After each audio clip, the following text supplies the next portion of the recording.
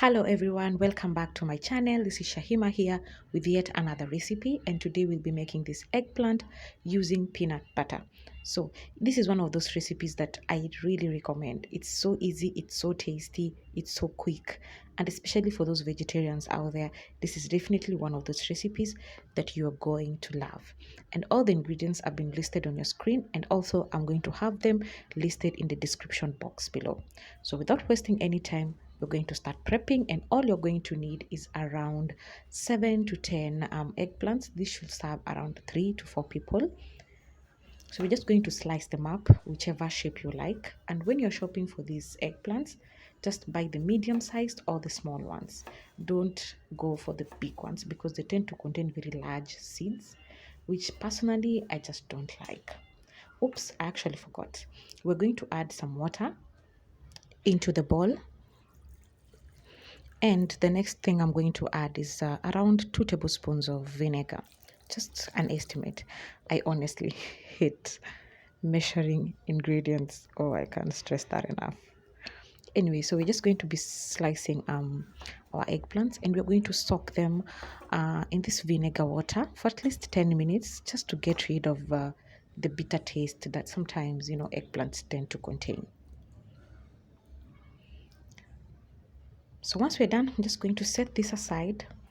And the next thing, I'm going to prep my vegetables. So I'm going to be slicing these 2 small sized red onions. If you don't have access to red onions, you can always use the white onions.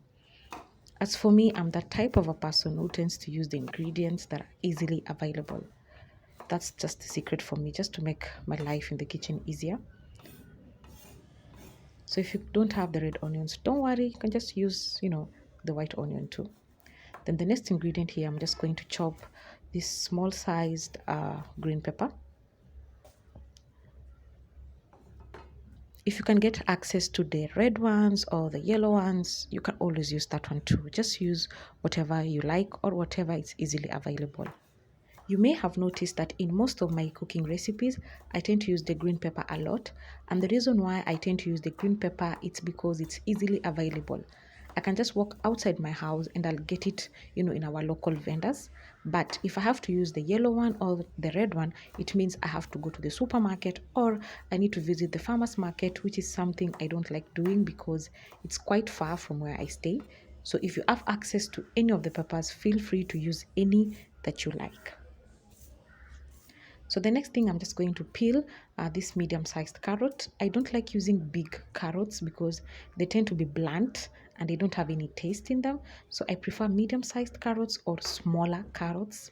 Sometimes size doesn't really mean you have something that is of good quality. So for me, I just prefer the baby carrots or a medium-sized carrot. But again, use whatever you have available. And if you can't even find a carrot, it's still fine. Just use the onions and the pepper, and trust me, the meal will still taste okay. So just use whatever you have. And if you're making this meal for children and they don't like seeing vegetables, on their plate, another trick is you can grate the carrot, and then that way it will disappear into the sauce. That way they won't be able to see it and they won't fuss so much about the meal. So I'm going to set that aside, and I'm going to peel these 2 tomatoes. If you don't know how to peel your tomatoes, that's the way I'm going to do it here. Another alternative, you can just boil water and then you can dip your tomatoes in the hot water, let them sit for 10 minutes, and you can peel them off. Or another way also, you can just chop them up, throw them in the blender, blend them up, and you have a nice tomato sauce or a tomato paste, whatever you want to call it. For this particular recipe, I just didn't feel like blending anything, so I just decided to chop them up. And the reason why I keep on insisting that you either blend them or you peel the skin off and just chop them up instead, it's because cooking the tomatoes until the peel disappears completely takes quite a while. And sometimes, honestly, some of us don't have that time to spend in the kitchen. So for me, just removing the skin off the tomato or just blending them up, just for me, just shortens the cooking time. and that just makes my life easier in the kitchen. So I'm just going to set this aside, and we're going to check up on our eggplant. And as you can see, the water has changed color. So I'm just going to drain that water off, and I'm going to rinse with just regular tap water.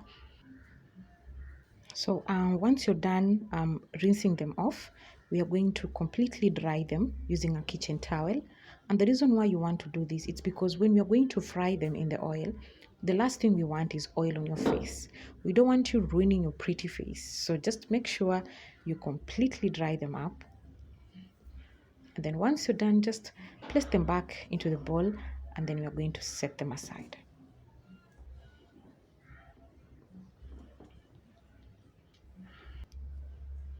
So the next thing I'm going to do, I'm going to add oil into our karai or a wok. Where I come from, we call them karai. So I used around 500 mls, and we're going to let the oil heat up. So for me, I normally do the skewer test just to make sure my oil is hot enough. So I'm going to add the eggplant into the oil. And another tip, guys, when you're doing this, do not overcrowd your pan, because you're going to lower the temperature of your oil, and you're going to end up with this mushy kind of eggplant, and trust me, you're not going to enjoy eating that. So just make sure you don't overcrowd your karai. So we're going to fry this, and you can keep on turning and tossing them over. There's nothing wrong with that until they're nicely browned. As you can see here, it took me around 3 minutes for me to achieve this kind of brownness. So once you're sure they're nicely brown and crispy, then you can go ahead and drain them from the oil and just set them aside. So we're going to repeat the same process until we're done with all the pieces.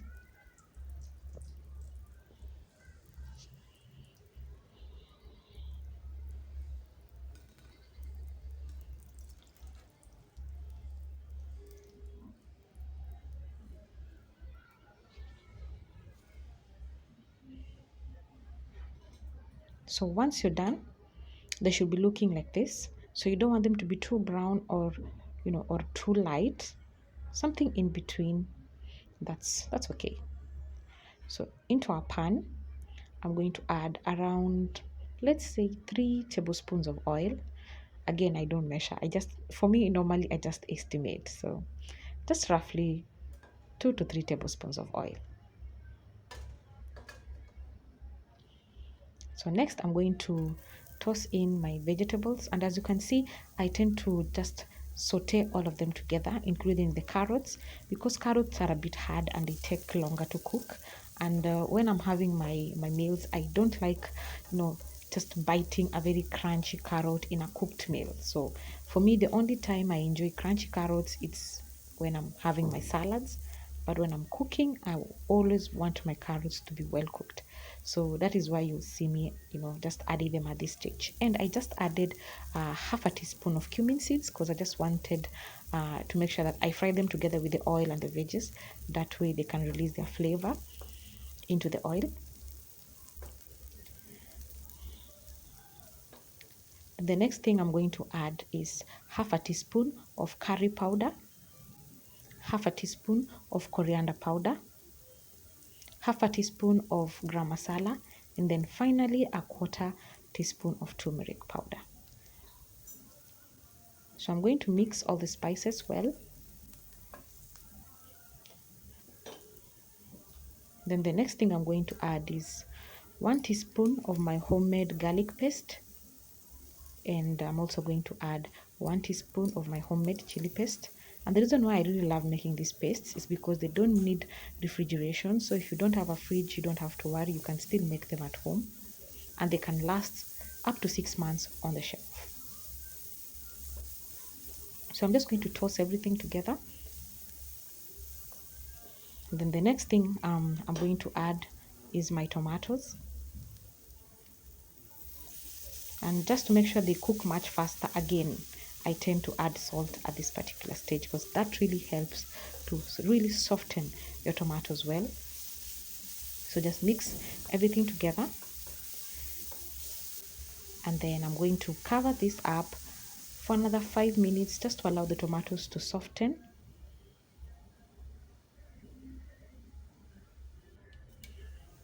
So after 5 minutes, as you can see, they're nicely cooked. So using my wooden spoon, I'm just going to mash them up until I have a beautiful paste.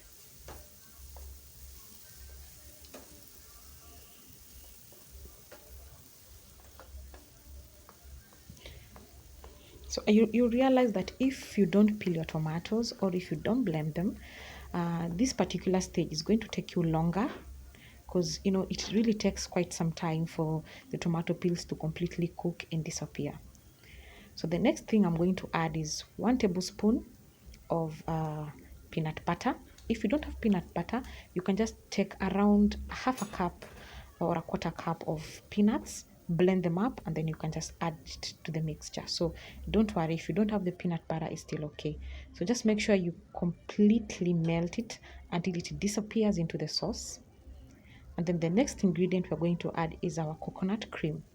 If you don't have access to coconut cream, you can use coconut milk, but you might want to add extra. So instead of using 60 ml, you might want to use around 100 ml, so that you get that nice thick sauce that we want to have. So once you're done here, I'm going to add the fried eggplants, and I'm just going to add a little bit water.